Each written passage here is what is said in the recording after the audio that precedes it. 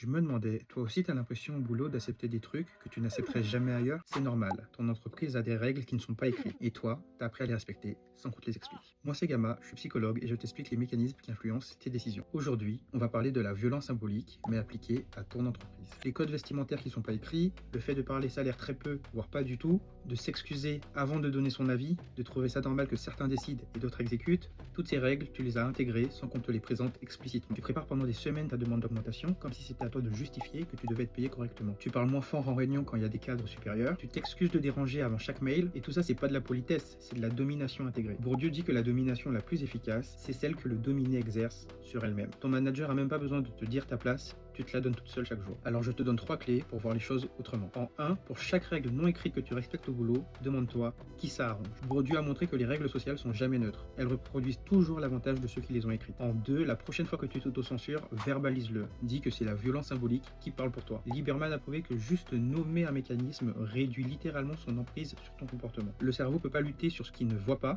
mais maintenant tu vois. En 3, imagine quelqu'un qui a exactement les mêmes compétences que toi, mais qui vient d'un milieu différent, d'une grande école, d'un autre réseau. Demande-toi si lui il hésiterait à demander cette augmentation, à participer en réunion ou même à se faire voir par ses collègues. Style a montré que la menace du stéréotype modifie ton comportement avant même que tu t'en rendes compte. Alors si la réponse est non, alors c'est pas toi le problème. Alors like et abonne-toi pour la suite.